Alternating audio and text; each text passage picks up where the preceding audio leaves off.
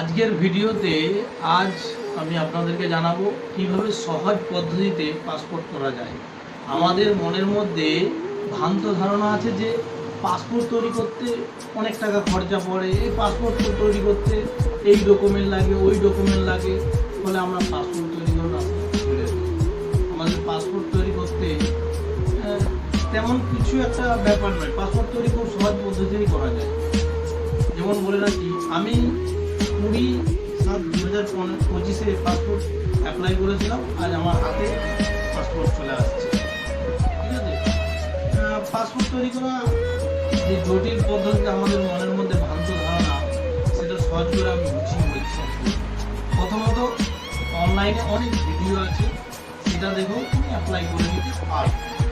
যদি না পারো আমাকে কমেন্ট করবে, আমি একটা সহজ ভিডিও বানিয়ে দেবো। একটা ফেসবুকের আইডি খুলতে যতক্ষণ টাইম লাগে, একটা পাসপোর্টের অ্যাপ্লাই করতেও ততক্ষণই লাগে। ফেসবুকের আইডি খুলতে যেমন নাম, বাবার নাম, জন্ম তারিখ, এসব ইত্যাদি ইত্যাদি, এখানেও ঠিক এগুলাই লাগে। আর কিছু ডকুমেন্ট কিছুই আপলোড করতে হয় না। আপনাকে যখন ভেরিফিকেশন হবে আপনার এলাকায় পোস্ট অফিসে, এখন তো আর কলকাতাকে যেতে হয় না, এখন পোস্ট অফিস ভিত্তিক পাসপোর্ট ভেরিফিকেশন অফিস হয়েছে, সেখানে যে আপনাকে ভেরিফিকেশন করতে হবে। তাহলে কি প্রথম পদ্ধতি, আপনাকে প্রথমে অনলাইনে অ্যাপ্লাই করতে হবে। অনলাইনে অ্যাপ্লাই করার পরে আপনাকে ওখানে 1500 টাকা দিয়ে স্লট বুক করতে হবে, অ্যাপয়েন্টমেন্ট নিতে হবে। অ্যাপয়েন্টমেন্ট নেওয়ার পরে আপনাকে যেই তারিখে আপনার ফাঁকা হবে এবং ওই অফিসে ওই ডেটটা ফাঁকা থাকবে, আপনি যাবেন। যাওয়ার পরে সেখানে আপনাকে অরিজিনাল আধার কার্ড, আপডেট করা আধার কার্ড, এখনকার Aadhaar card, pan card, voter card, এগুলো নিয়ে যেতে হবে। আর আপনার যদি মাধ্যমিকের উপরে লেখাপড়া থাকে, তাহলে আপনাকে মাধ্যমিকের রেজাল্টটা, মাধ্যমিকের পাস সার্টিফিকেট অরিজিনাল এবং কালার প্রিন্ট জেরক্স করে নিয়ে যেতে হবে। কালার প্রিন্ট জেরক্স করবে, ব্ল্যাক অ্যান্ড হোয়াইট নয়। ঠিক আছে, আর প্রত্যেকটা ডকুমেন্ট নিচে সই। ঠিক আছে, আর আপনাকে ওখানে ছবি তুলবে, আপনাকে এখান থেকে পাসপোর্টে তুলে নিয়ে যেতে হবে না। আর কোথাও ফর্মটা লাগে, তবে কোথাও ফর্ম লাগে না, ওরা নিজেরাই ফর্ম বের করে ওরা নিজেরাই সই করে নেয়। ঠিক আছে, আর অ্যাপয়েন্টমেন্ট স্লিপটা নিয়ে যেতে হবে আপনাকে। যাওয়ার পরে কি ওরা ডকুমেন্টগুলো দেখবে, ডকুমেন্ট দেখার পরে যদি সব জায়গায় নামে স্পেলিং, বাবার নামে স্পেলিং ঠিক থাকে, তাহলে আপনার কোনো অসুবিধা নেই। যেমন আপনার আধার কার্ডে আছে বাবার নাম একরকম আর ভোটার কার্ডে বাবার নাম একরকম, তাহলে কিন্তু হবে না। আপনাকে সব জায়গায় একই রকম বানান নিয়ে যেতে হবে, যাতে না ভুল থাকে, বানানগুলো সব ঠিক থাকে। ঠিক আছে, আর ওখানে ভেরিফিকেশন হওয়ার পরে, আপনার ওখানে ভেরিফিকেশন হওয়ার পরে পুলিশ স্টেশনে ভেরিফিকেশনের জন্য ওরা পাঠাবে, বলবে 2-3 দিনের ভিতরে পুলিশ স্টেশন থেকে তোমাকে কল করবে, সেখানকে যাবে। ঠিক, পুলিশ স্টেশনে যাওয়ার পরে ওখানেও আপনাকে ডকুমেন্ট দেখাতে হবে, তবে ওখানে একটু নিয়মটা আলাদা। ওখানে জন্ম সার্টিফিকেট চাইবে।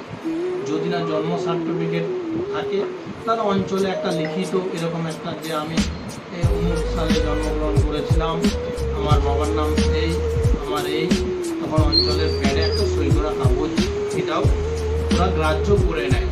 আর কি, বা কোর্ট থেকে যদি লিখিয়ে নিয়ে যেতে, স্ট্যাম্প পেপারে লিখিয়ে নিয়ে যেতে পারো, তাহলেও হবে। আর জন্ম সার্টিফিকেট থাকলে তো বিরাট সুবিধাই হয়, জন্ম সার্টিফিকেট থাকলে পাস হয়ে যায়। তবে এই ডকুমেন্টগুলোর সঙ্গে আরও কিছু ডকুমেন্ট থাকে। তোমার জন্মর আগে তোমার বাবার ডকুমেন্ট, যেমন কি সেটা জমি দলিল হতে পারে, যেমন সেটা হচ্ছে আধার কার্ড হতে পারে। ধরো তোমার জন্ম হয়েছে 1999 সালে, তোমার বাবার 1995 সালে ভোটার কার্ড আছে, ওই ভোটার কার্ডটা কিন্তু লাগবে। ঠিক আছে, ওগুলো নিয়ে যাওয়ার পরে ভেরিফিকেশন হবে। অনেকেই বলে যে অনেক টাকা লাগে, অনেক খরচা লাগে পুলিশের কাছে, কিন্তু কিছুই লাগে না।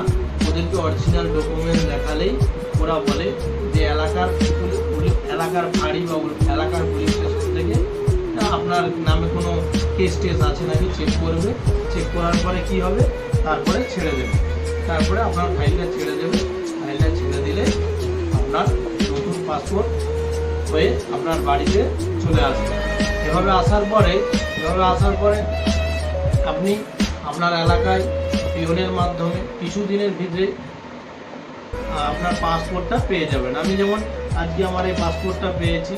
ঠিক আছে, খুব একটা জটিল পদ্ধতি নেই। এই ভ্রান্ত ধারণা থেকে বেরিয়ে আসুন, সহজ পদ্ধতি পাসপোর্ট করা যায়, পাসপোর্ট করে নিন। হঠাৎ কোথায় যাওয়ার পড়লো আপনি যেতে পারবেন, ঠিক আছে? এভাবে পাসপোর্ট করে, যেমন আমি দেখুন লাইভ দেখাচ্ছি যে আমি 20 তারিখে 7 মাসে যে অনলাইনে ফর্ম ফিল আপ করে 1500 টাকা পেমেন্ট করেছিলাম। আমার অ্যাপয়েন্টমেন্ট ছিল আমারই এলাকায়, ঘাটালে ছিল। সেখানকে যাওয়ার পর আমার ভেরিফিকেশন হয়েছিল। ভেরিফিকেশন হওয়ার পরে তারপরে আমার ডকুমেন্ট পাস করে দিয়েছিল আমারই এলাকায়। পুলিশ স্টেশনে গিয়েছিলাম, সেখানেও ডকুমেন্ট দেখানোর পরে পাস করে দিয়েছিল। তেমন কিছু হয়রানি হতে হয়নি। আপনাদের মনের মধ্যে যে ভ্রান্ত ধারণা যে অনেক হয়রানি কিছু নাই। অরিজিনাল ডকুমেন্ট, আপডেট ডকুমেন্ট থাকলে সহজেই পাসপোর্ট করা যায়, ঠিক আছে?